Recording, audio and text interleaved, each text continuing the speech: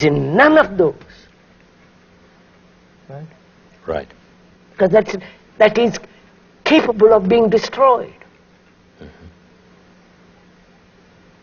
Every statue becomes a dead thing. Every poem, every painting.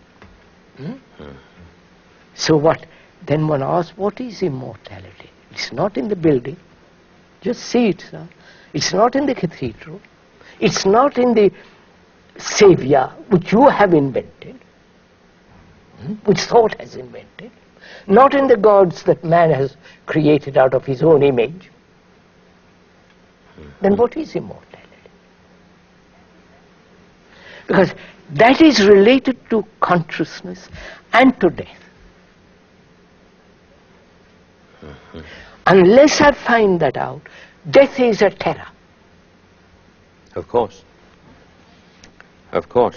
I have tried to immortalize myself, become immortal by the thought that there is a Brahman, there is a God, there is eternality, there is a nameless one, and I will do everything to approach him.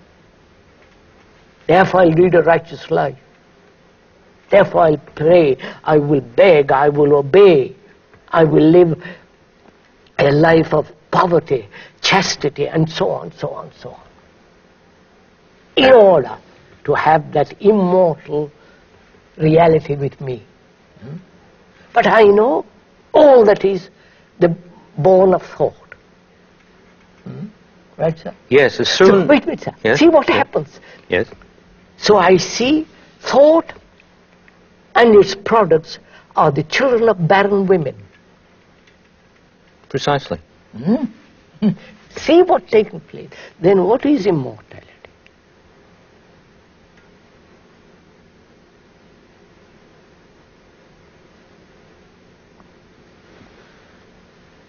The beauty in the church, not I built the church, the beauty in the cathedral, the beauty in the poem, the beauty in the sculpture, the beauty, not the object of beauty.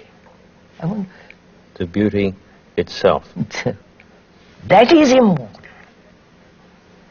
And I cannot grasp that, mind cannot grasp it, because beauty is not in the field of consciousness. You see, what you've said, again, stands it all on its head. We think when something dies that we've cherished, that is beautiful. That beauty dies in some sense with that which has passed away. Passed away, yes. Actually, it's the feeling of being bereft of that beauty that I regarded as my privilege to have personal access to.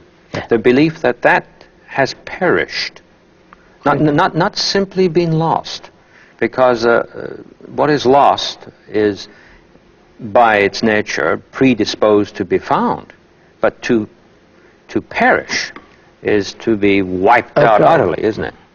And so the belief is deep. Oh, very, very. Extremely deep with respect to what we mean by perish. In fact, the word isn't used very often. It's frightening. It's a very frightening word. We always talk about losing things. Hardly ever do we say something perishes. Now, back to what I mentioned about standing it on its head. The image came to my mind as a metaphor. I hope not one of those images we've been talking about, that beauty, rather than being imprisoned and therefore taken down to the utter depths of nullity when the thing perishes, has simply let it go. In some sense, beauty has let this expression go.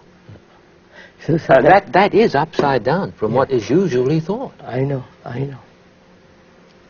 And it's probably let it go in precisely on time That's right. That's what's so marvelous. Yeah. Yes, yes.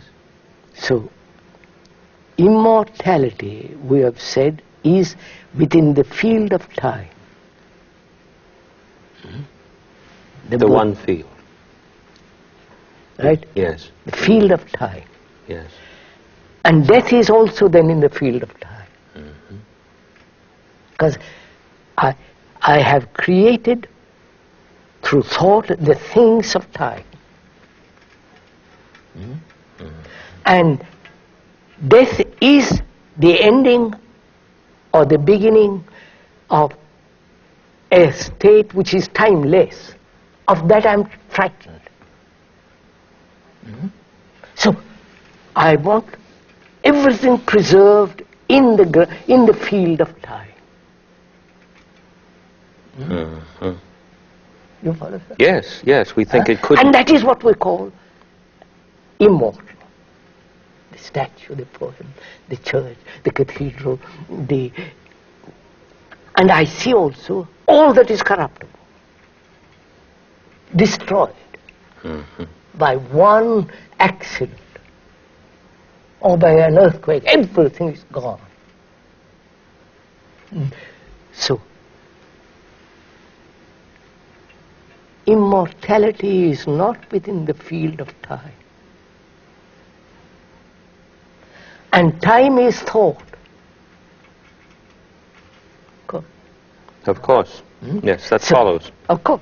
So, anything that thought creates must be within the field of time. And yet thought is trying to seek immortality, which is immortality of itself and the things it has created. See, you. Yes. So, then the problem is, can the mind see all this? See it, not imagine that it is seeing it. No, actually see it. The remark I made before, when you began saying the field of time, and I said the one field, I didn't mean that the field of time, as you've described it, is the one field, but that we could be so appallingly Blind. mistaken and blind. Ignorant. And, that the field of time is another fragment, and it's the only field.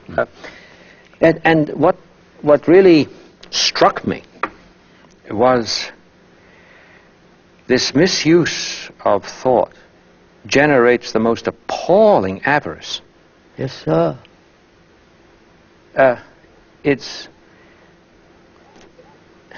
I'm walling myself up in stone. Yes, please. So,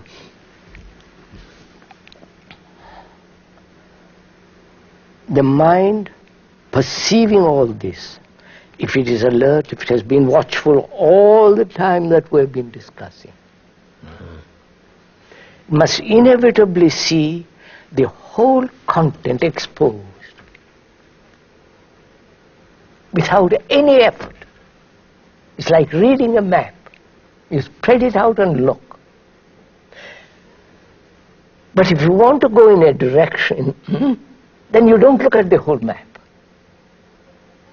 Then you say, I want to go from here to there, the direction is there, so many miles, and you don't look the rest. What we are asking is, no direction, but just look. Look at the content of your consciousness, without direction, without choice. Be aware of it without any exertion of discernment. Be choicelessly aware of this extraordinary map. Then that choiceless awareness gives you the tremendous energy to go beyond.